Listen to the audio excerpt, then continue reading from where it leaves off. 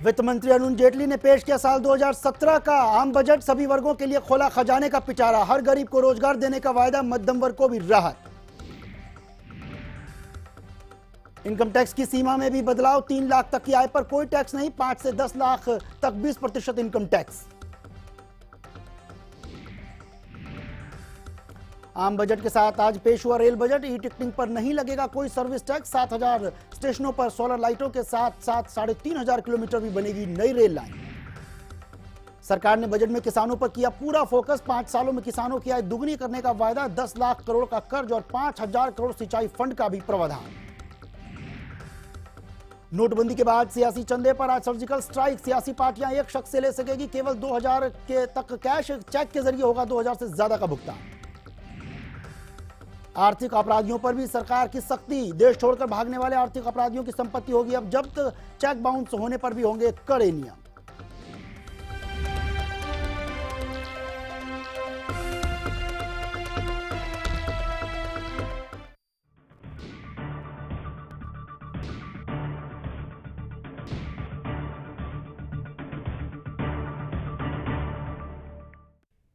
नमस्कार, okay India news में स्वागत है आपका। आप देख रहे हैं हमारी खास पेशकश। मैं हूं आपके साथ अविनाश। आज वित्त मंत्री अरुण जेटली ने संसद में आम बजट पेश कर दिया।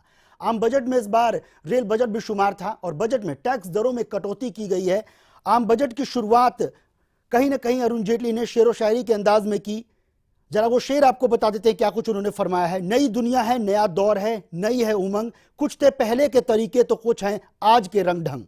रोशनी आकर अंधेरों से जो टकराई है, काले धन को भी बदलना पड़ा अपना रंग।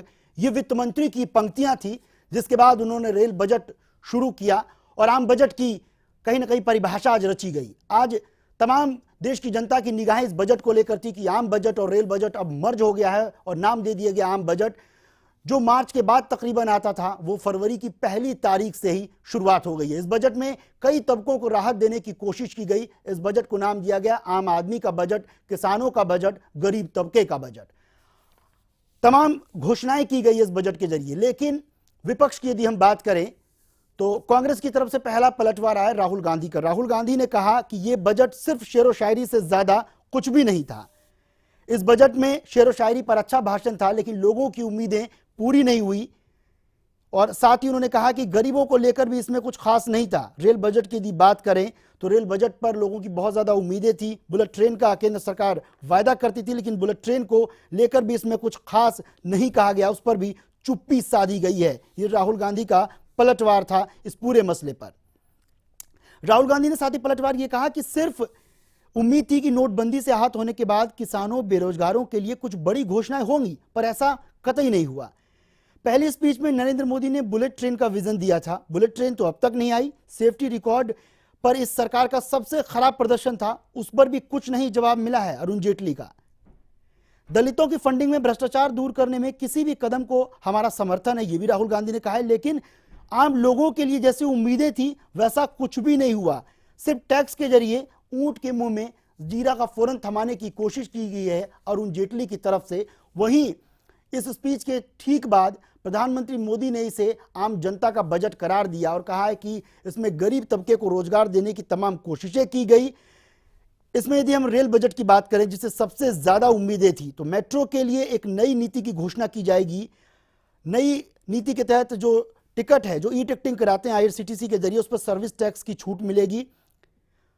साथ ही ट्रेनों में बायो टॉयलेट लगाए जाएंगे और 2019 तक इस काम को पूरा कर लिया जाएगा और कई ट्रेनों में पायलट प्रोजेक्ट तक इसकी शुरुआत की गई है। रेलवे फाटक हटा लिए जाएंगे, यानी अब चौकीदारों की जरूरत नहीं पड़ेगी और इससे दुर्घटनाएं जो है वो काफी हद तक कंट्रोल की जा सकेगी, उस पर रोक लगाई जा सकेगी। टूरिज्म और धार्मिक यात्राओं के लिए अलग से ट्रेनें चलाई जाएंगी और तकरीबन अगले साल यानी साल 2017-18 में 3,500 किलोमीटर लंबी रेल लाइन बनाने का प्रावधान रखा गया है। लेकिन तमाम चीज़ों के बीच सुरक्षा कहीं ना कहीं पीछे छूट गया है। जो रेलवे में लगातार दुर्घटनाएं हो रही है उसको भी कोई खास प्रामुख्यता यहां पर नहीं दी गई है।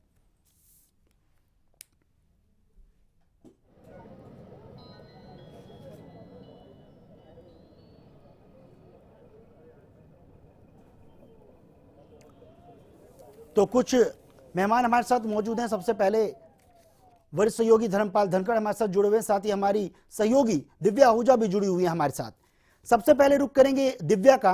दिव्या, जरा लोगों की नब्ज टटोल कर बताइए कि क्या कुछ लोगों का प्रतिक्रिया है इस पूरे बजट को देखने के बाद कि आप वाकई ये आम आदमी का बजट है?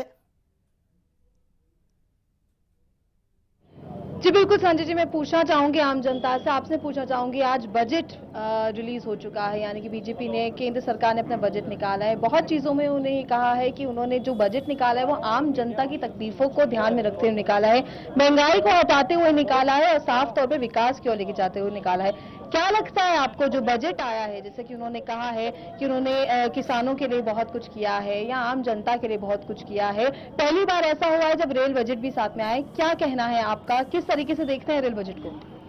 जो आज केंद्र सरकार ने बजट पारित किया वो बजट गरीब जनता, पिछड़ों और जो हमारे नीचे तबके के लोग हैं उनके लिए वो प्रभावी बजट नहीं है। किसानों के लिए उन्होंने आज तक कुछ नहीं किया। किसानों के लिए अखिलेश यादव जी की सरकार ने बहुत काम किए और रेल बजट में भी बहुत सारी जो उन्होंने घोषणाएं की हैं, पिछली बार जो रेल बजट में घोषणाएं की आज तक रेल मंत्री ने जो पूरी नहीं की। रेल मंत्री का रेल के अधिकारियों पे कोई कंट्रोल नहीं है।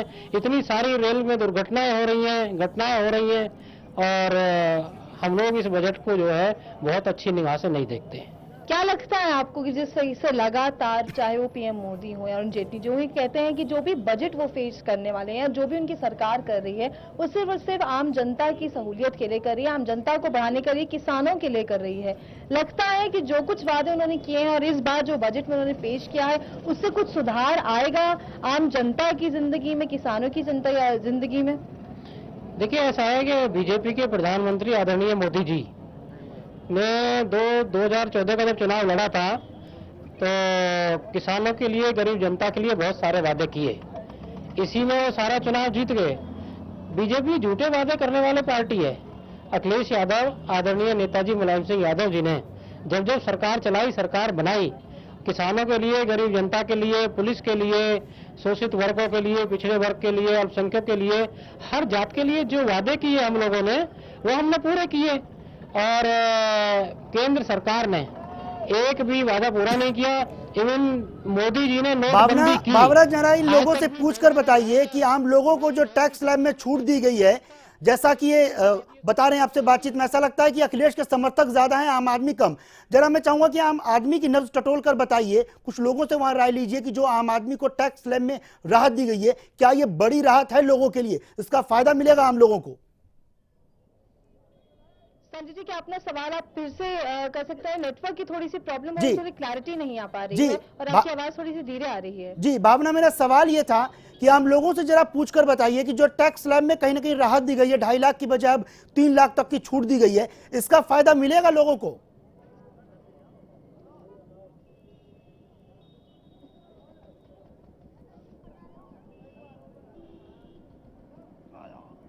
चलिए, लगता है भावना तक हमारी आवाज नहीं पहुंच रही है। हम धनखड़ जी का रुख करते हैं, उसके बाद भावना को जोड़ने की कोशिश करते हैं, उनसे संपर्क लगातार टूट रहा है। धनखड़ जी, कहीं ना कहीं जिस तरह से टैक्स स्लैब की यदि हम बात करें, टैक्स स्लैब में लोगों को राहत देने की कोशिश की गई है, इसके इतर यदि हम देखें कि नोटबंदी के बाद आम लोगों को बहुत उम्मीदें थी इस पूरे बजट को लेकर कि आम बजट पेश हो रहा है और नोटबंदी के बाद पहला बजट है सरकार का।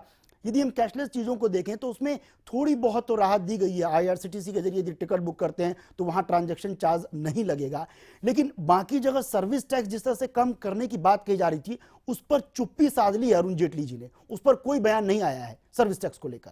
देखिए, सर्विस टैक्स को लेकर के किसी तरह का बयान जो है वो वित्त मंत्री ने नहीं दिया है और ठीक उसी तरह से टैक्स राहत के नाम पे जो किया गया है, अगर सही मायने में देखा जाए तो सिर्फ 50,000 पे ही तमाम लोगों को छूट मिलती है जी। लेकिन जो 5 लाख तक घटाया गया है वो भी सही है कि 5 लाख तक 5% कर दिया है, लेकिन उससे ऊपर जो इनकम स्लैब वाले लोग हैं, इस स्लैब में ज्यादातर लोग वो आते हैं जो वेतन भोगी हैं जी। और वेतन भोगी टैक्स नहीं बचा पाता है, बहुत ज्यादा टैक्स बचा भी नहीं पाता है और बहुत ज्यादा टैक्स होता भी नहीं है उन पर। लेकिन जितनी टैक्स बचत होती है वो उसके लिए भविष्य की योजनाओं के लिए जो है वो लाभदायी होती है जी। और टैक्स पेयर्स को, खासतौर पर वेतन भोगी टैक्स पेयर्स को जो है इसकी उम्मीद थी। अगर सही मायने में देखा जाए तो सरकारी कर्मचारियों को बहुत ज्यादा फायदा इससे होता हुआ नहीं लग रहा है, क्योंकि जो स्लैब कम किया गया है वो केवल 5 लाख तक किया है। बिल्कुल। उससे ऊपर जो है वो 20% ही रहेगा। बिल्कुल। तो इससे जो है उनको कोई खास फायदा नहीं हुआ है। हाँ, जहां 5 लाख से नीचे तक वालों के लिए है वो अच्छी राहत उनको मिली है, लेकिन अगर सरकारी अमले में देखा जाए तो 5 लाख की इनकम वाले लोग कम हैं, ज्यादा नहीं है। हाँ, प्राइवेट सेक्टर के लोगों को जो है वो 5 लाख तक थोड़ी राहत मिल सकती है, लेकिन इसको बहुत बड़ी राहत हम नहीं कह सकते हैं।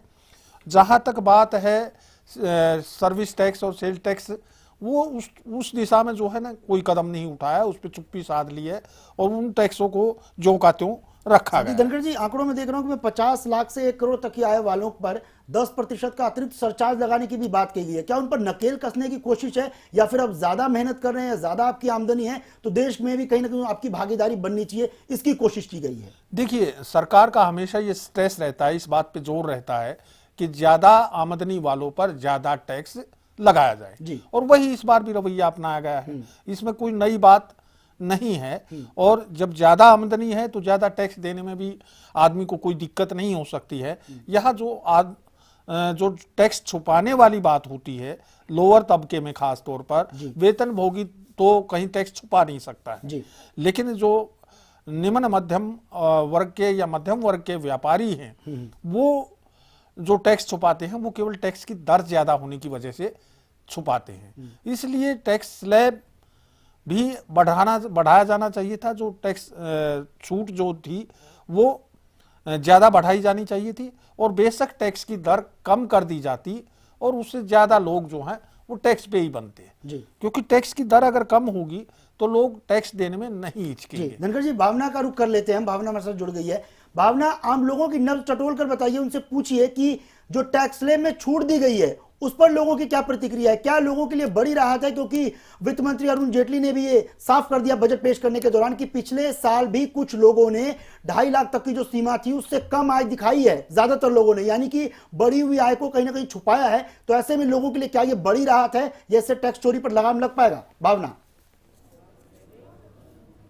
जी, मैं आपसे पूछना चाहूंगी, जिस तरीके से टैक्स एग्जेम्पशन हुआ गया, यानी टैक्स में छूट दे दी गई है, क्या लगता है एक बड़ी राहत की तरह लग रही है? जिस तरीके से लास्ट टाइम भी हुआ था कि 2.5 लाख की उसमें कीमत पे जिनकी आमदनी है उनको टैक्स छूट की थी। क्या लगता है आपको कि ये एक बड़ी उम्मीद है, एक बड़ी इच्छा की ओर जा रहा है? नहीं, कुछ नहीं। 2.5 से 3 नहीं करना चाहिए था इसको, 2.5 से कम 15 करना चाहिए था, 10 करना चाहिए था। देश में जो बड़े लोग हैं गवर्नमेंट उन पर शिकंजा कसती नहीं है, जो छोटे लोग हैं, किसान हैं, हम जो एग्जाम कर दिया गया है। मैं पहले बता दूं, जिनकी आमदनी 2.5 लाख थी और वो 3 लाख बढ़ा दी गई है, उनको एग्जाम मतलब टैक्स एग्जाम्पशन दे दी गई है। क्या लगता है आपको, जिनकी आमदनी ये 3 लाख हो गया उनको नहीं एग्जाम्पशन मतलब टैक्स एग्जाम्पशन हो जाएगा, या ये राहत की ओर देखा जाए आम इंसान के लिए? नहीं, राहत की तरफ तो ठीक है, थोड़ा राहत तो रहेगी, परंतु इसको और ज्यादा एग्जाम्पशन करना चाहिए था। आपसे पूछना चाहूंगी, आप किस तरीके से देखते हैं इस साल का बजट और टैक्स एग्जाम्पशन को? टैक्स जो जारी किया बिल्कुल फेल है। 2.5 से 3 करने में जो सही कर्मचारी बिल्कुल मर जाएंगे।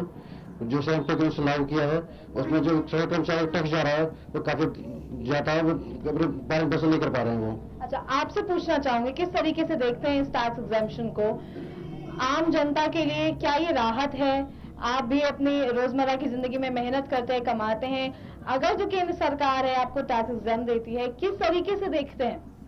मैडम, ये बिल्कुल बेकार है। 3 से कम ये 5 से 6 लाख रुपए होता तो आम पब्लिक के लिए उससे राहत मिल सकती थी। मतलब आपको ये लगता है कि अगर वो बढ़ा दिया गया है तो उतना भी अब राहत में नहीं मिलेगा, आपको और बढ़ाना चाहिए? 50,000 रुपए से कहाँ राहत मिलेगी? पर ऐसा क्यों? मतलब क्या लगता है आपको कि इतनी राहत देने के बावजूद आप लोग और डिमांड कर रहे हैं, तो केंद्र सरकार को जो भी नीतियां लाई है उसमें आप लोग अभी भी संतुष्ट नहीं है? नहीं, बिल्कुल भी संतुष्ट नहीं है, बिल्कुल संतुष्ट नहीं है। बिल्कुल जनता, एक बात बताइए, मगरमच्छों को पकड़ने के चक्कर में छोटी मछलियां मार दी, बड़े लोग उनकी गिरफ्त में नहीं आए, तो इससे बिल्कुल भी आम जनता संतुष्ट नहीं है। अच्छा, बार बार ये कहा जा रहा था कि जो पेट्रोल है या तेल जो है उनके प्राइसेस कम कर दिए जाएंगे, हालांकि अभी लगातार बढ़े हैं, तो उसको क्या लगता है, इस विश्वास को आप आगे मानेंगे कि नहीं मानेंगे, या ये भी कहेंगे कि केंद्र सरकार का एक झूठा वादा रहेगा? मैडम, पेट्रोल और डीजल की तो वो बात होगी है, मतलब हर रोज घटता है, हर रोज बढ़ता है, स्थिर बिल्कुल नहीं है। ऐसा तो उन्होंने कहा था ना, पीएम मोदी जी ने साफ तौर पे कहा था कि जब वो आएंगे तो महंगाई कम हो जाएगी। क्या लगता है, जब से वो आए हैं और इस बजट में जो उन्होंने फिर से वादा किया है कि महंगाई कम हो गई है, तो उसको किस और तरीके से देखते हैं? मैडम सच्चाई ये है, जिस दिन से मोदी जी प्रधानमंत्री बने हैं उस दिन से इस देश पे एक बुरा वक्त और बुरा दौर चालू हो गया। सच्चाई तो ये है। तो किसको देखते हैं आप, किस और देखते हैं? कौन चाहिए आपको प्रधानमंत्री की ओर? अगर कोई मोदी नहीं तो हम आने वाले टाइम में अपने मुख्यमंत्री अखिलेश यादव को मुख्यमंत्री बनाना चाहते हैं। आपसे पूछना चाहूंगी, थोड़ा सा आगे आ जाइए, आपसे पूछना चाहूंगी, जिस तरीके से जो बजट पेश हुआ है, लगातार ये कोशिश रही है पीएम मोदी की भी कि आम जनता को कहीं ना कहीं से राहत जरूर मिले। आज वो आमदनी की ओर अगर कह दिया जाए तो बढ़ा दी है, पहले 2.5 लाख में लगता था, बोल दिया गया कि 3 लाख है। किस तरीके से देखते हैं इस बजट को? महंगाई के लिए बोल दिया गया है, तेल के लिए बोल दिया गया है, कई चीजों में ऐसी राहत की ओर दिखाई गई है कि पीएम मोदी ने जो बजट बनवाया है, यानी कि अरुण जेटली जी ने जो बजट पास किया है, वो बोला है, आज पेश किया है, उस ओर को किस तरीके से आम इंसान की ओर से आप लोग की रोजमर्रा की जिंदगी में क्या लगता है, कुछ अच्छे दिन आएंगे? जी, मैं किसान का पुत्र हूँ और मेहनत करता हूँ। ये पिछले साल जो 5500 मूंजी बिकी थी वो 1100 पे आ गई। ये किसानों की तो कमर तोड़ दी है मोदी जी ने। और दूध का जो रेट है, किसान बहुत मेहनत करता है, वो 30 रुपए किलो कर दिया, जो कि बिजनेस जो बड़े हुए हैं, मगरमच्छ हैं जो बड़े बड़े, उनके लिए तो ये लाभकारी है मोदी की सरकार। नहीं तो आम जनता के लिए बिल्कुल धोखेबाजी कर रही है। और जी जैसे कि हम अब नोटबंदी कर दी इन्होंने, सब आम जनता उसमें पिछी, कोई बड़ा बड़ा आदमी नहीं पिछा उसमें। धनखड़ जी, साफ तौर से भावना जिस तरह से जुड़ी हुई है गाजियाबाद से, कहीं ना कहीं किसान तबका जो वो नाराज दिख रहा है नोटबंदी को लेकर भी, और किसानों की कमर तोड़ने की बात कही जाती है। ये यूपीए सरकार में भी थी, बीजेपी में भी बदस्तूर जारी है। इसके इतर हम दूसरे मुद्दे की ओर रुख करते हैं। जो राजनीतिक दलों पर नकेल कसने की कोशिश की गई है, पहले 20,000 रुपए तक नकद ले लेते थे, कोई हिसाब नहीं देना पड़ता था, अब सिर्फ 2,000 रुपए तक कैश ले पाएंगे। इससे ज्यादा यदि आप चंदा लेते हैं तो आपको चेक के जरिए पेमेंट लेनी होगी। क्या लगता है कि ये कहीं ना कहीं जो ब्लैक मनी को राजनीतिक दलों में ट्रांसफर करने की जो रवायत है, जो परंपरा है, उस पर नकेल कस पाएगा? धनखड़ जी, देखिए, ब्लैक मनी पे नकेल नहीं कस पाएगा। कारण उसका ये है कि उसको तो दिखाना है। 2,000 रुपए में दिखा देगा, पहले 20,000 रुपए में दिखाता था। अब राजनीतिक दल जो हैं वो 2,000 रुपए में दिखा देंगे कि प्रत्येक व्यक्ति ने जो है 2,000 रुपया दिया है जी। तो ऐसी कोई बहुत बड़ी राहत या ऐसी कोई नकेल हम इसको नहीं कह सकते हैं कि राजनीतिक दलों को चंदे के रूप में ब्लैक मनी मिलने पर कोई बहुत ज्यादा रोक लग पाएगी।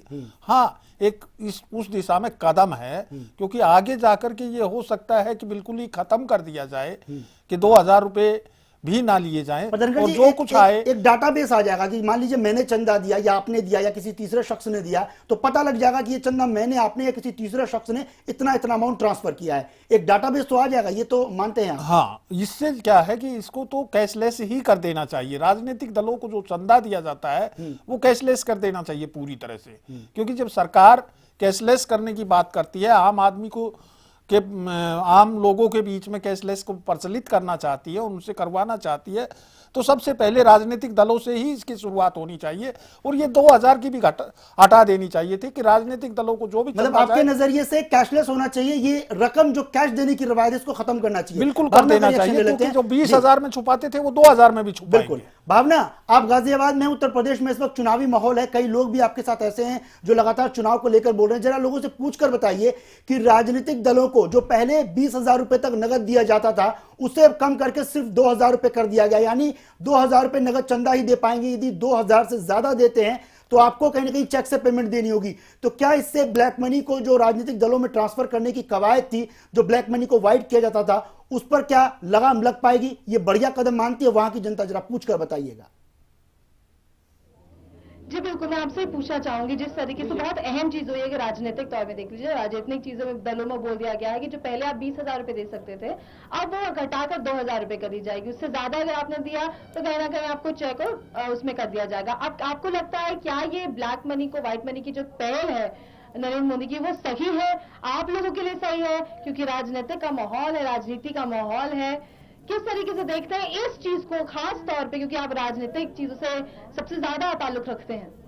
देखिए, जो आज बजट में राजनीतिक पार्टियां 2,000 रुपए चंदा ले सकती हैं केवल, मैं इसके लिए उनको बधाई देता हूं। नहीं, पहले तो 20,000 रुपए था, अब उसको कम करके 2,000 कर दिया गया है।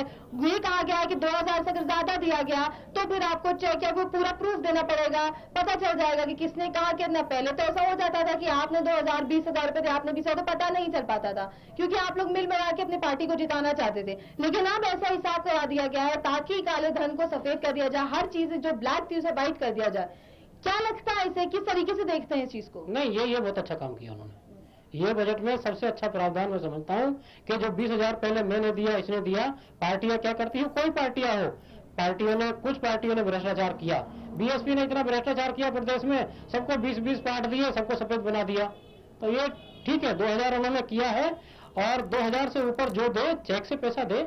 आप चुनाव चल रहा है, मैं भी किसी को अगर चंदा देना चाहता हूँ, मेरे पास अगर पैसे, मेरा कोई दोस्त लड़ रहा है, तो मुझे चेक से देना चाहिए। ये अच्छी बात है।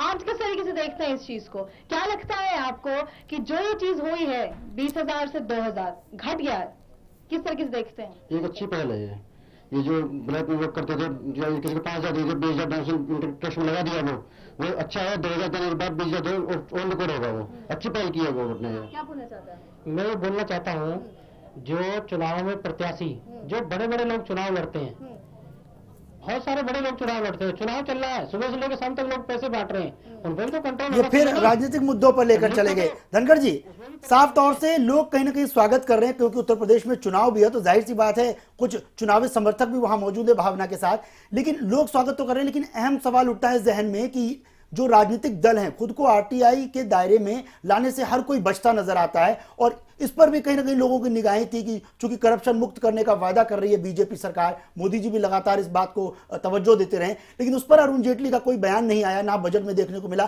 क्यों ये अपनी आमदनी नहीं दिखाते हैं, क्यों नहीं पारदर्शिता रखते हैं? सिर्फ जैसा कि आपने जिक्र ही किया कि 2,000 रुपए कैश कम कर देने से कुछ नहीं होगा, पारदर्शिता जब तक नहीं आएगी तब तक करप्शन खत्म नहीं होगा सियासी दलों में। धनखड़ जी, देखिए, सियासी दलों में अगर काला धन जाने से रोकना है सियासी दलों के पास, और सरकार की मंशा सही है, तो उसको पूरी तरह से कैशलेस कर दिया जाना चाहिए।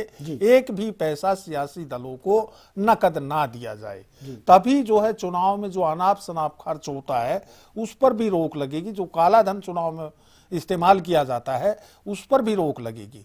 तो सबसे पहले अगर राजनीतिक शुचिता की बात करनी है, अगर पारदर्शिता की बात करनी है, तो हमें सबसे पहले राजनीतिक दलों से ही शुरुआत करनी होगी, और डिजिटलाइजेशन भी राजनीतिक दलों से ही शुरू करें, और राजनीतिक दलों को निश्चित रूप से आरटीआई के दायरे में लाया जाना चाहिए। और वैसे जरूरत नहीं पड़ेगी, अगर कैशलेस कर दिया जाए तो आरटीआई के दायरे में भी लाने की जरूरत नहीं पड़ेगी, पारदर्शिता हो जाएगी, पारदर्शिता खुद ही हो जाएगी। लेकिन करना जरूरी है। एक शर्त ये जरूर होनी चाहिए कि आरटीआई के दायरे में तमाम राजनीतिक दलों को लाया जाना चाहिए, ताकि लोगों के बीच एक पारदर्शिता है। जब आप आम आदमी को से पारदर्शिता की उम्मीद करते हैं, तो क्यों नहीं राजनीतिक पार्टियों के खाते भी पारदर्शी हों? बिल्कुल, पारदर्शिता आपको खुद होना पड़ेगा। धन क्यों जाए? और कोई भी इंडस्ट्रियलिस्ट अगर किसी पार्टी को, कोई भी उद्योगपति, कोई भी बड़ा व्यवसायी किसी पार्टी को चंदा देता है, तो वो चेक से ही या आरटीजीएस से, मतलब इंटरनेट बैंकिंग के जरिए दे। भावना, चलते चलते एक सवाल लेंगे आपसे कि लगातार डिजिटल इंडिया को बढ़ावा देने की बात कही जा रही है। उत्तर प्रदेश की जरा जनता से पूछकर बताइए, गाजियाबाद के लोगों से, कि डिजिटल इंडिया को लेकर वो कितने खुश हैं, क्योंकि कई जगहों पर यह देखा जाता है कि वहां इंटरनेट सेवाएं ही मुहैया नहीं हो पाई है। तो ऐसे में डिजिटल इंडिया कैसे बन पाएगा ये देश? जी, आपसे पूछना चाहूंगी, ये आखिरी सवाल है जो शायद मैं आपकी जनता से सबसे पूछना चाहूंगी, और ये आखिरी सवाल है कि डिजिटल इंडिया वो किस तरीके से देखते हैं? क्या केंद्र सरकार ने जो सपना दिखाया है आप सबको डिजिटल इंडिया बनाने का, वो आप लोग के लिए, इस गाजियाबाद के जिले के लिए, इस बुलंदशहर के जिले के लिए क्या ही सही है? आपको लगता है, उम्मीद है अभी भी कि या नहीं? मोदी जी डिजिटल इंडिया की बात करते हैं, बट जब एक फौजी अपनी तकलीफ डिजिटल इंडिया के माध्यम से देश को बताना चाहता है, तो उस पर पाबंदी लगाने का काम करते हैं। ये सरकार भारतीय जनता पार्टी से सिर्फ जुमलेबाजी की सरकार है। नोटबंदी के कारण लोग परेशान हैं। डिजिटल इंडिया के कारण अभी देश इतना आगे नहीं बढ़ पाया है कि वो डिजिटलाइज हो सके। आप सब देख रहे हैं, सबके पास मोबाइल नहीं है, सबके पास मोबाइल नहीं है, गांव में देहात में मोबाइल नहीं है। मेरी माँ मोबाइल नहीं जानती, मेरा पिताजी मोबाइल नहीं जानता। इंटरनेट कनेक्शन कैसा है, किस तरीके से यहाँ बहुत पे बहुत इंटरनेट शुक्रिया। की वक्त की कमी के चलते हमें रोकना होगा बीच में। तो साफ तौर से जैसा कि सवाल भी यही था कि उत्तर प्रदेश की जनता या फिर उत्तर प्रदेश में अभी तक कई लोगों तक या फिर देश में कहीं कई लोगों तक मोबाइल और इंटरनेट मुहैया नहीं है। ऐसे में डिजिटल इंडिया का सपना कहीं ना कहीं सपना नजर आता है। जब तक तमाम चीजें बुलंद ना हो जाए, जब तक तमाम चीजें ठीक ना हो जाए, ऐसे में डिजिटल इंडिया महज एक नारा है। वक्त की कमी के चलते इस खास पेशकश को हम यहीं रोक रहे हैं। मुझे दीजिए इजाजत, नमस्कार।